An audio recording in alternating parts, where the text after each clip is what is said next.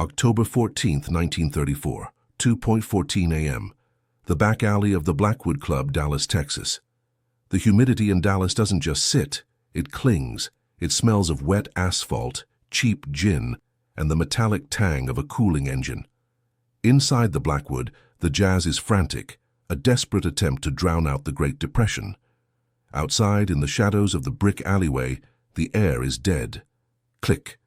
That's the sound of a Colt 1911 hammer being pulled back. It's a small sound, but in the silence of the alley, it's a thunderclap. Leo, the lookout. Moretti feels the cold steel against his palm. Across from him, slumped against a stack of wooden crates, is a man who was supposed to be his brother-in-arms. This isn't a hit ordered by a boss, it's a reckoning. The man on the crates, gasping for air through a broken nose, reaches for a vest pocket. He's not reaching for a gun. He's reaching for a notebook, the kind that gets people sent to the electric chair. "Leo, wait," the man wheezes. "You don't know the whole play. Bonnie and Clyde, they were just the distraction. The syndicate is using them to bleed the banks dry while they buy the police department.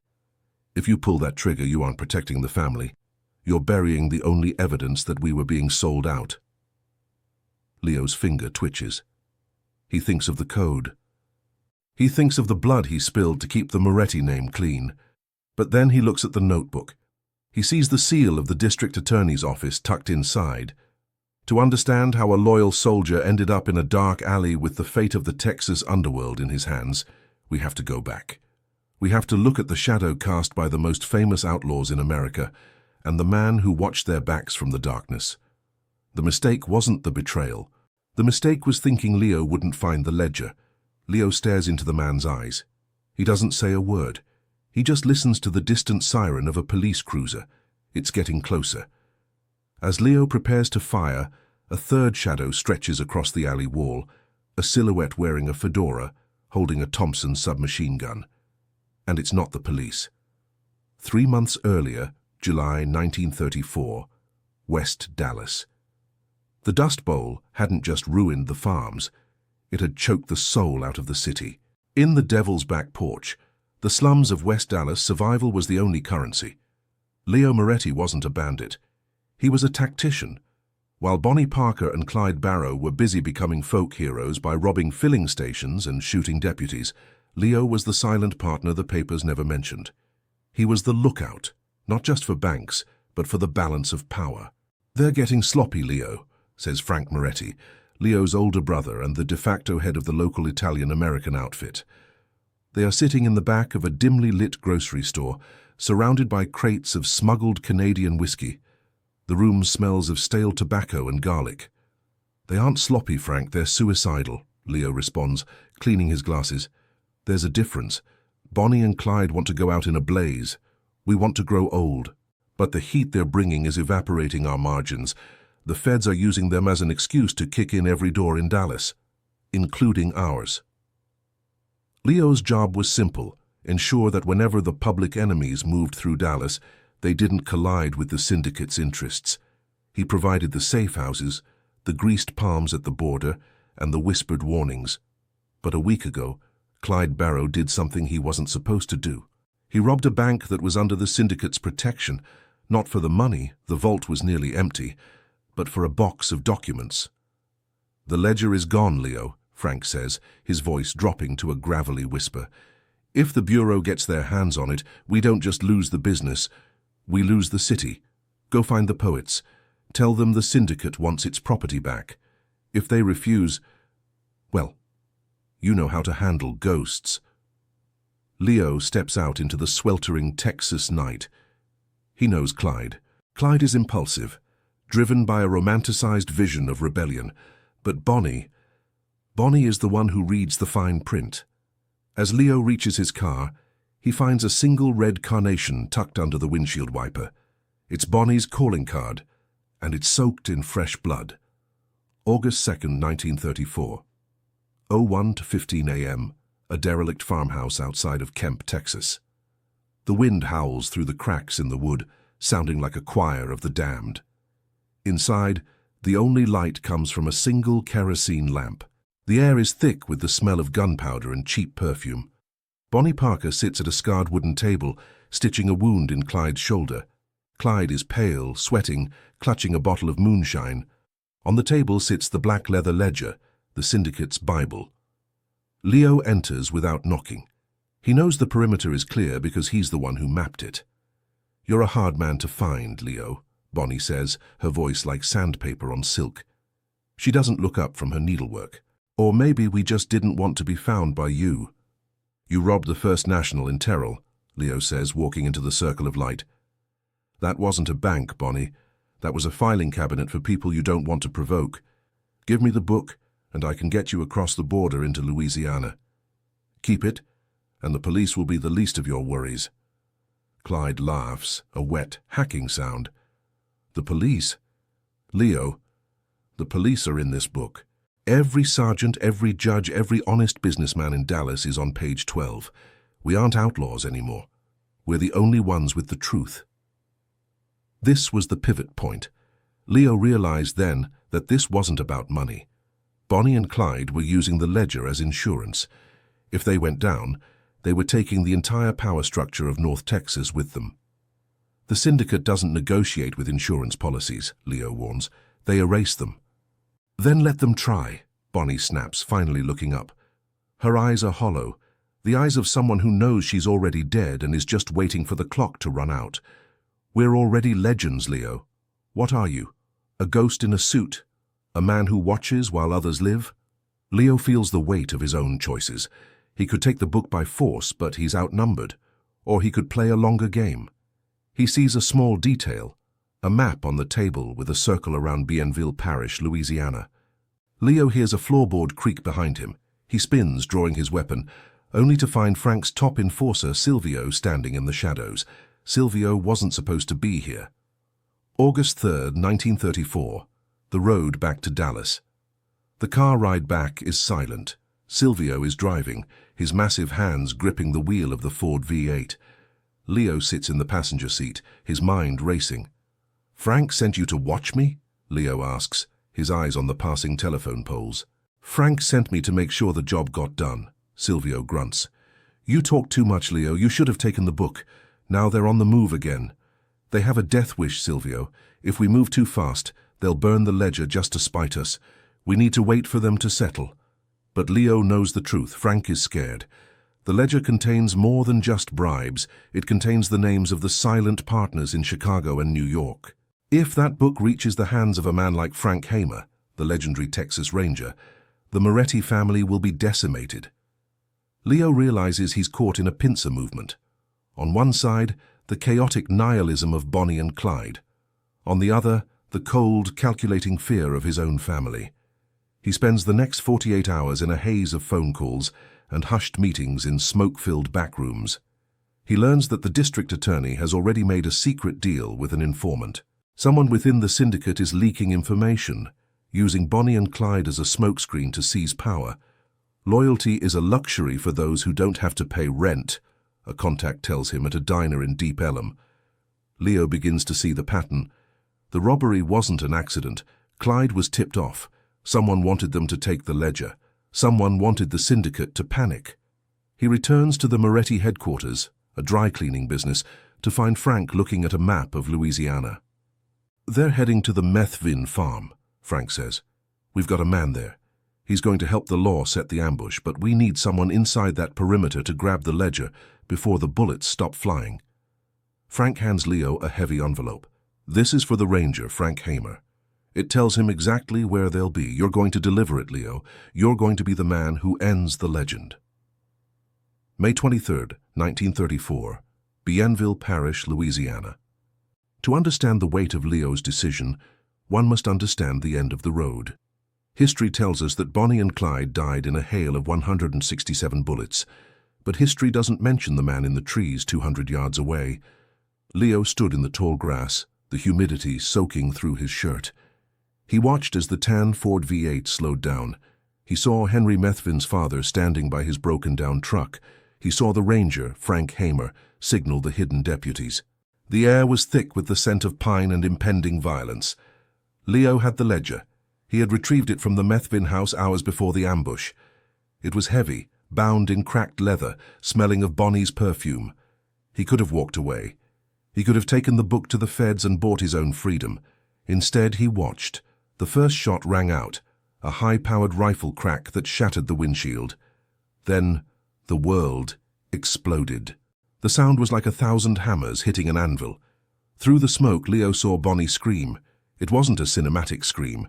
It was the sound of a trapped animal. He saw Clyde's body jerk with every impact. When the firing stopped, the silence was worse than the noise. The smoke cleared slowly, drifting through the trees like ghosts. Leo looked down at the ledger. He realized that this book didn't just represent power.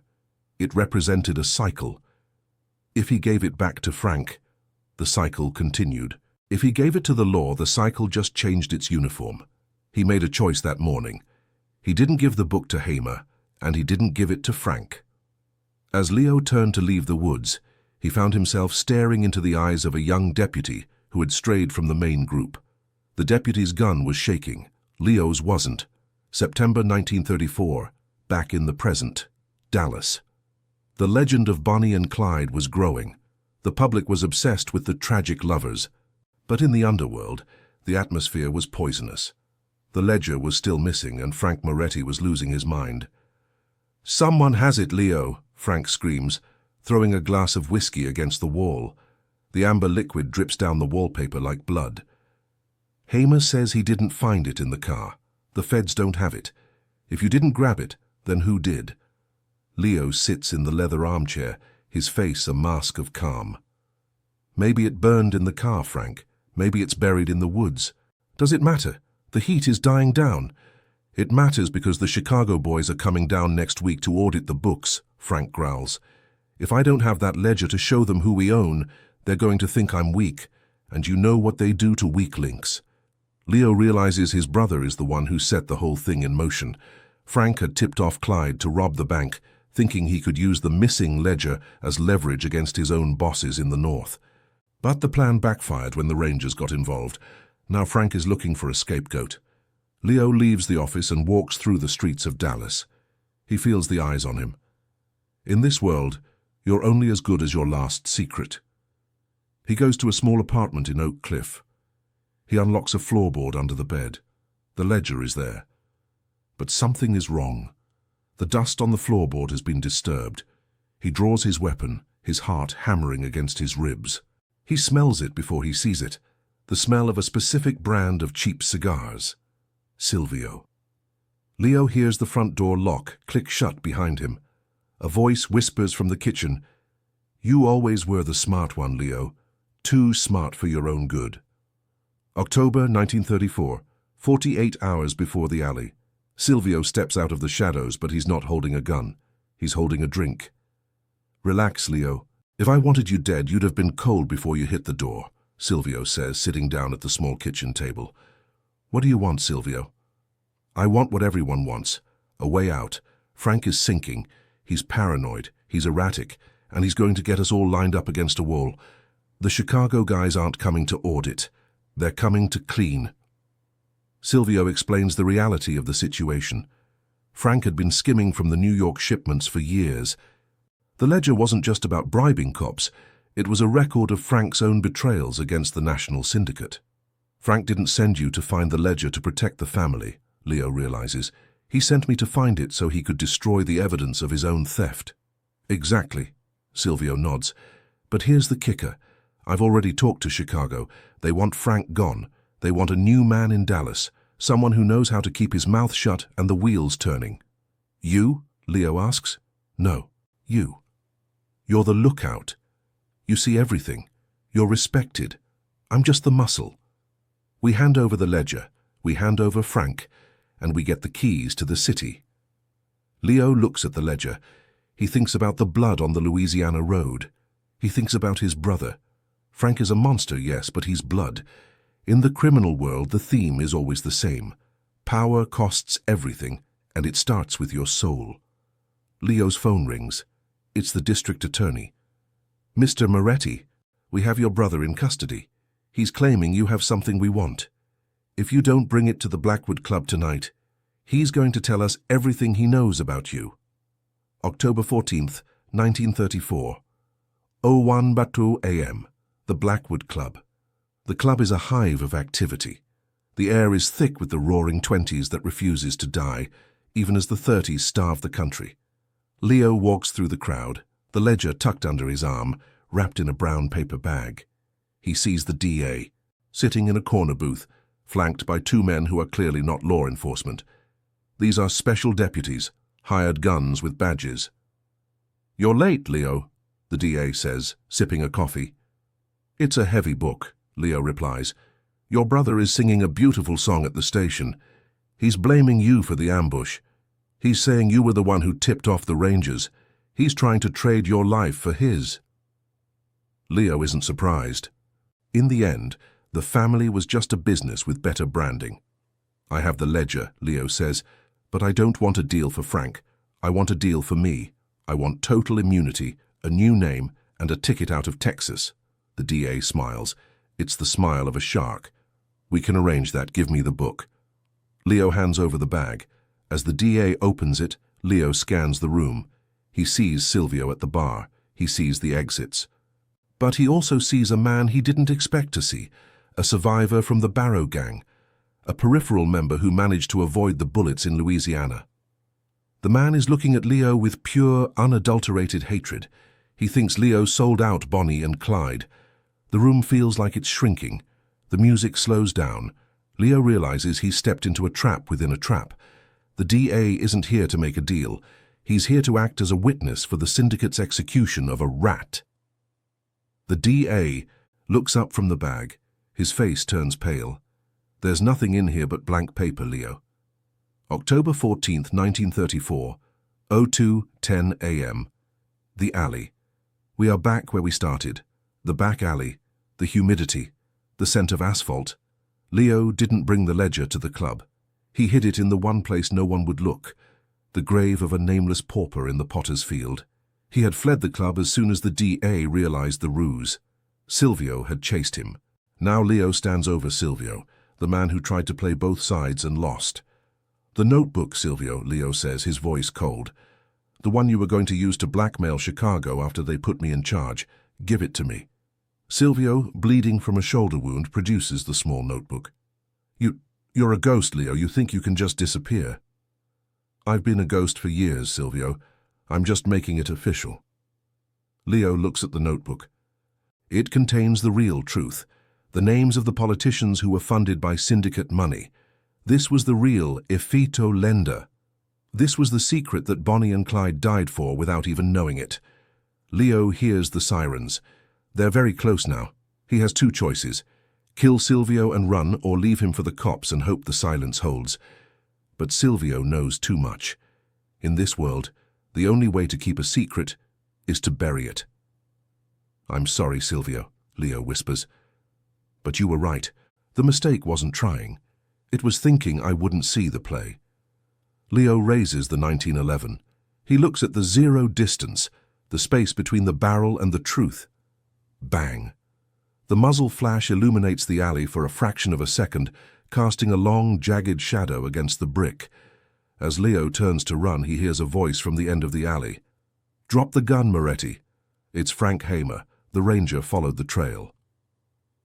October 15th, 1934, 05 a.m., the Trinity River banks. The sun is a bruised purple on the horizon. Leo stands by the water watching the current. Frank Hamer didn't arrest him, not because of a bribe, but because Leo gave him something better, the real ledger. He gave Hamer the tools to burn down the corrupt structure of the Dallas Police Department. In exchange, Hamer gave Leo 5 minutes. "You're dead as of this morning, Moretti," Hamer had said. "I'll report that you went down in the shootout. If I ever see your face again, I won't use the handcuffs."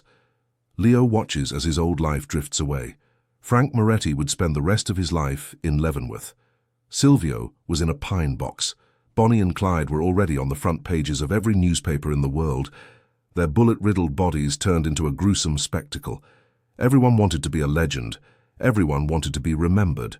Leo Moretti realized that the greatest power wasn't in being known. It was in being the one who watches, the one who survives, the one who controls the narrative from the shadows. He walks toward a waiting car. He has no luggage, no money, just a new name and a clean slate. As he drives away, the radio plays a soft jazz tune from the Blackwood Club. The announcer interrupts to talk about the end of the outlaw era. Leo smiles. The era of the outlaw hadn't ended. It had just moved into the boardrooms and the halls of power. The single shot in the alley didn't just end a life, it rewrote the history of the Texas underworld. It buried the truth so deep that only a ghost could find it.